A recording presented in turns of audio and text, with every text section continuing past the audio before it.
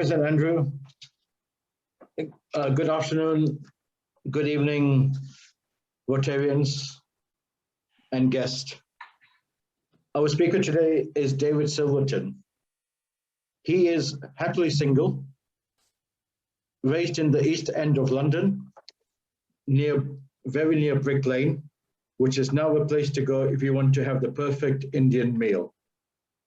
His occupation, he's now retired, but he's worked in retail for the UK largest electronic retailer, initially as a branch manager, then as a buyer for photographic products, and then given the task to set up a new chain within the company, opening tax-free shops in the airport. His background, for most of his life, he has carried out voluntary work, primarily for children, be they medical charities or for child poverty.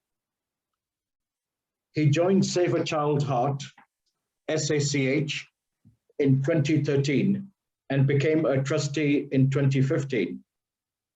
He was introduced to Rotary by the chairman of Save a Child Heart, Mr. Walter Feldman, who was a Rotarian for over 40 years. He suggested that as Rotary, we were very supportive of the work of Save a Child Heart. It would be only right if we shared by him joining Rotary, which he did in 2015. He became president of the Rotary Club of Watford in 2019, and currently the junior vice president. So will be president again in 2022, 2023, which will be their centenary year. His hobbies are photography, travel. He's been to India twice, in Rajasthan and southern India. He loves music, playing the guitar. However, he says badly, but I don't believe that, and charity work. So, guest, can you show your appreciation for our speaker, David Silverton? Thank you.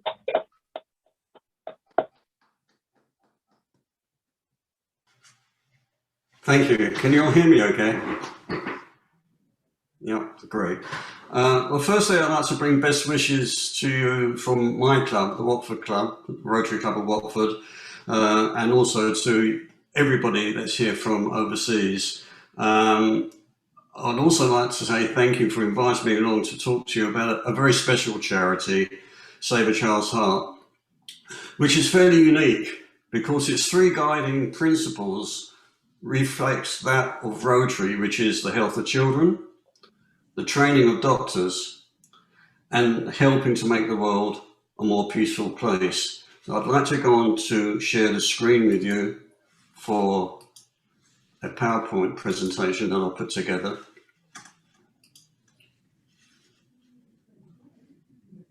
Can you all see this? Yes. Great.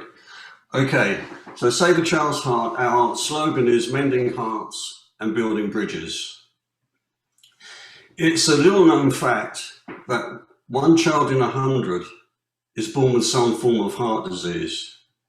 The generic name for that would be congenital heart disease.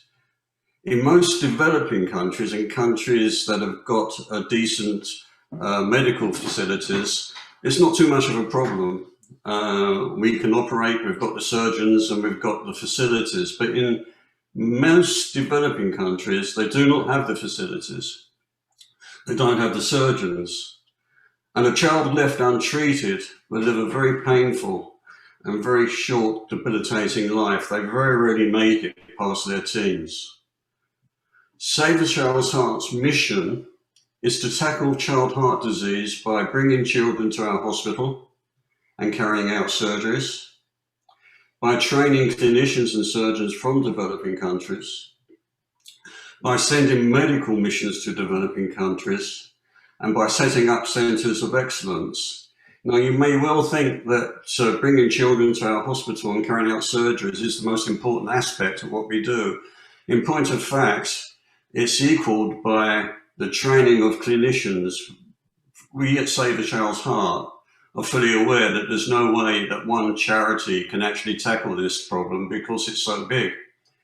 And if you think of the old saying that if you give a man a fish, he'll eat for a day. If you teach him how to fish, he'll eat for the rest of his life and feed his family.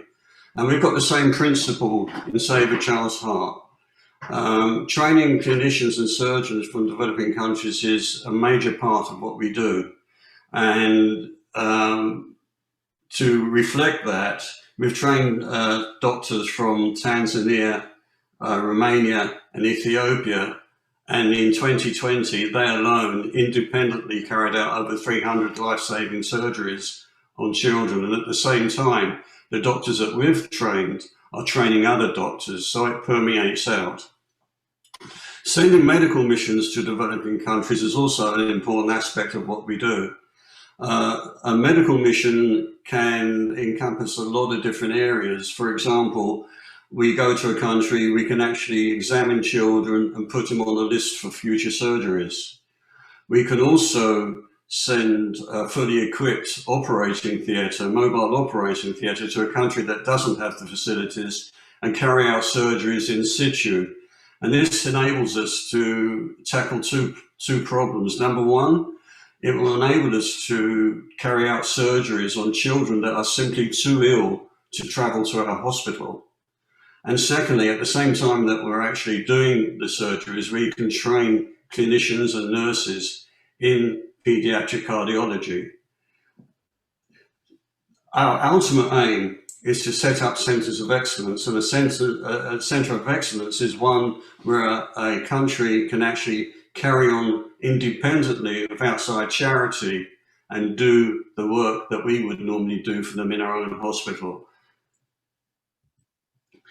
Now, the children we treat, the latest numbers we've got, we've treated children from 62 different countries. We've carried out over 5,700 life-saving surgeries to date. Half the children we treated are from Gaza, the Palestinian Authority, West Bank, Syria, Iraq and Afghanistan. The balance are from Africa, Asia, Europe and South America. So how are we building bridges, the part about making the world a more peaceful place? Well, the surgeries and training are carried out at the Wilson Medical Center in Tel Aviv in Israel. The children are treated regardless of race, religion, color or gender. The surgeries are carried out by Jewish, Muslim and Christian surgeons. The patients are not charged for the treatment. We are recognized by the United Nations and the EU as a non-governmental organization. And in 2018, we were awarded the UN Population Award for the work that we do. And it's very interesting. I know one or two of you have actually visited our hospital in Israel. But if you go there, you will see a child from Israel in a bed next to a child from Gaza or from Syria or from the West Bank. And their families are there and they talk to each other. They've all got the same common interest, which is the health of their children. And the barriers come down and friendships are formed. Incidentally, we do have translators in the hospital so that there isn't too much of a language barrier. And it really is good. It does your heart good to see everybody mixing and talking together. And you think one day this is how it could be. So to date, we've trained 125 doctors and clinicians from developing countries. On the left-hand side, you'll see Dr. Godfrey Godwin from Tanzania. He returned after training to Tanzania as their first pediatric cardiologist. On his right is Nurse Chen from China, who trained as a pediatric nurse. On the bottom, you'll see Dr. Yahu Makinen from Ethiopia. He finished his training 2 years ago and went back to Ethiopia once again as their only pediatric cardiologist. This is in a country with over 120 million people. He is the only pediatric cardiologist there. It only indicates the need for training. And as you see from the top right-hand side, we start our training very, very early. We've got some very enthusiastic practice doctors there.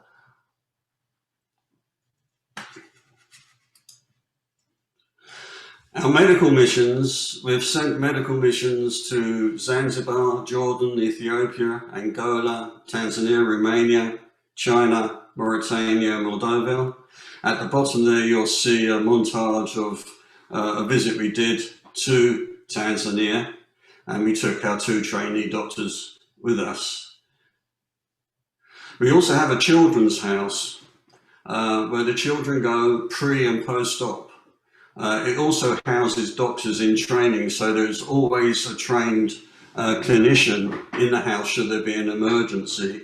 We host volunteers from around the world. Many students come during their gap year, and if any of you have got children or grandchildren that are of the age of 18 onwards and want to volunteer, I can't think of a nicer place to go. It is fantastic. The food's great. You'll taste foods from all over the world. People really get on. The kids love to have visitors, and it really is an enjoyable environment to be in. Now, how's Rotary get involved with Save a Child's Heart? Rotary's been involved virtually from day one. We actually started in 1995, and in fact, this year is our 25th anniversary. We've had medical equipment donated by Rotary, and in fact, if you can just see the picture there, you'll see the little brass plaque that indicates that that particular piece of equipment was donated by Rotary. We've had visits from presidents, from President Lee and from President Tanaka. In fact, President Tanaka said that the 3 principles of Rotary, which is child health, training doctors, and working towards making the world a more peaceful place, Save a Child's Heart ticks all the boxes. What I'd like to do now is show you a couple of short videos. The first one, the statistics in it are a little bit out of date, but the actual story is the same. So let's put this on.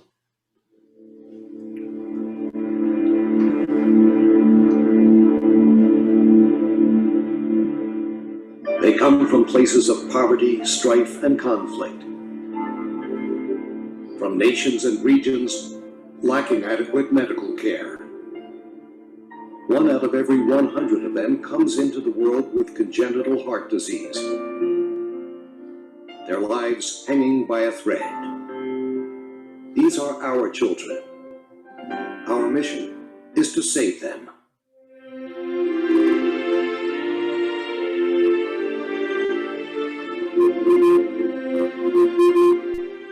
Our work began in 1995, driven by the desire to give all children a new chance at life, regardless of race, religion, or nationality. We knew we could help, that we should help. It simply made sense to share our medical expertise with the world. The idea was simple enough. Bring sick children to Israel for life-saving treatment. It took root quickly, as more and more doctors and nurses volunteered their skills, and generous benefactors lent their support. More than 20 years after the first patients arrived, Save a Child's Heart's dedicated facility in Hulon is growing, with a new building now rising to expand our capabilities.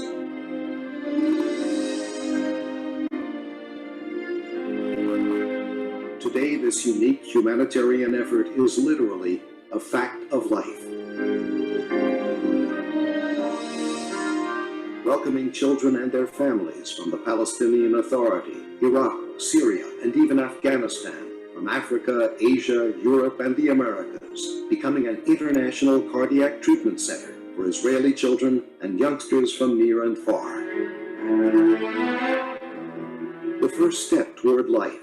Expert cardiologists examine the children, diagnose their conditions, and recommend appropriate treatment. We see all sorts of pathologies, some relatively easy to treat and others quite complex, but none of them can be treated in their home countries. We need to understand each child to provide the very best treatment, both physically and emotionally. After diagnosis, the surgical and catheterization teams take over, using advanced techniques to repair young hearts. The hours and days afterwards are times of tension, as anxious families wait for news that will determine their children's future. Since these children hover between life and death, we have to be alert to every development, to every heartbeat. And when the news is good, moments of joy.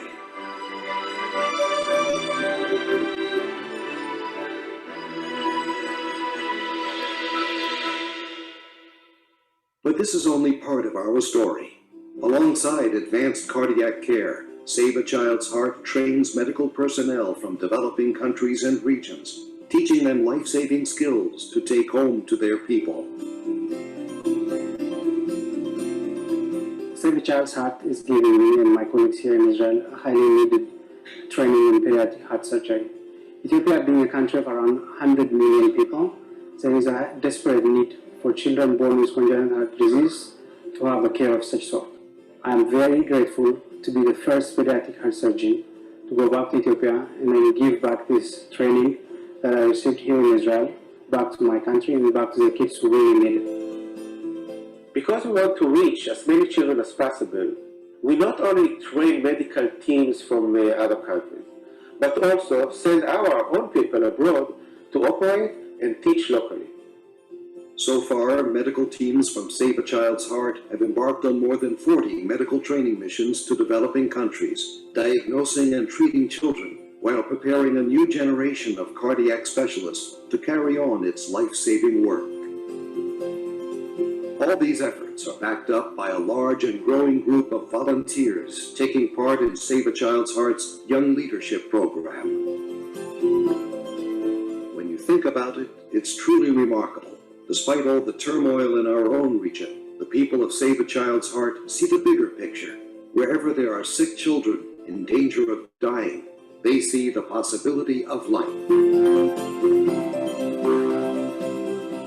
And the world has taken notice. Save a Child's Heart brings children from all over the world. He's a 6-year-old boy from Haiti who will undergo a life-saving heart operation in the Jewish state. It's just 50 miles from this checkpoint to a children's hospital in Israel and a chance at life. So far, Save a Child's Heart has treated more than 4,000 children from over 50 different countries. It makes no difference where they come from, how they look, or what faith they practice. We are here for all of them. We ask you to be here for us. You too can save a child's heart.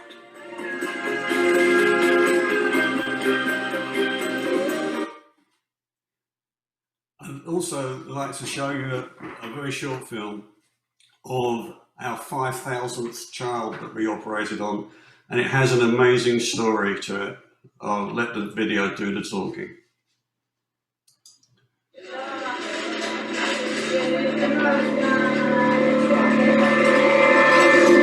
I came here for the treatment of my child, Fatma.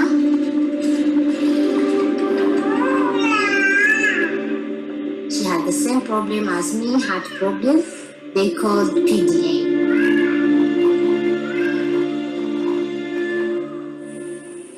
Fatma is an excellent example of the work we do for Save a Child's Heart. 3 times a year, each of the pediatric cardiologists goes abroad on a mission to screen the children in Africa. This February, when we went to Zanzibar, one of the children we saw was Fatma. She had congenital heart malformation that made her very sick, but it's not very difficult to treat if you have the appropriate means. What makes her story so much more interesting is the fact that her mother had the same malformation and was treated in Israel more than 20 years ago. One of the first patients treated here in Israel when she was 7 years old.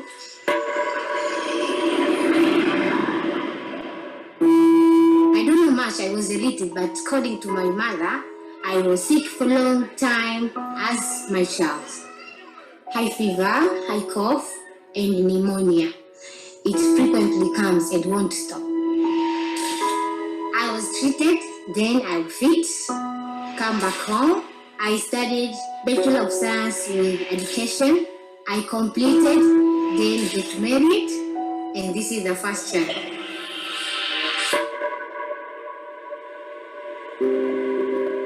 1 out of every 100 children, regardless of where in the world, will be born with a heart disease, and about a third of these children will need proper medical care to survive. Children born in the Western world, there's a solution. There are doctors, there are hospitals, there are operations, there is money to fund the treatment. But for children born in the developing world, it's a totally different story. Half of what we do is treat the children. The other half of our work is we set up teams in the home countries so doctors can take care of their own children. And we have right now in Israel a pediatric cardiologist. She will be here for 2 years. And we train her so I will not need to go to Dar es Salaam or to Tanzania to examine the children. She can examine and treat the children on her own. The heart, if you like, the heart of the organization is really the belief that every child, regardless of where they come from or the color of their skin or their gender or their origin or their religion, they all deserve the best medical care. 50% of the children we treat are Palestinian children, children from Gaza and children from the West Bank. If in addition to saving the children, we manage to start building bridges between people or narrowing gaps between the people, then it's a very important benefit for everyone. בריאות אדם מקבל חמצן. אתם استخدموا الأكسجين. What I do as an Israeli. It's my pride that an Israeli I can afford to do this. And I think this is part of our Jewish tradition to do tikkun olam. And this is what we do here. Today we treated the 5,000 child. Fatma, she's the tutor of fast patients of ours. Close the hole between the two blood vessels. The operation went well. I don't know how to repay this.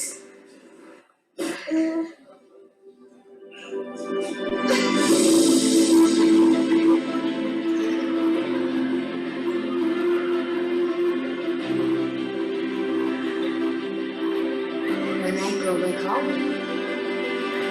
I will make sure she gets education like me and be a doctor. Inshallah.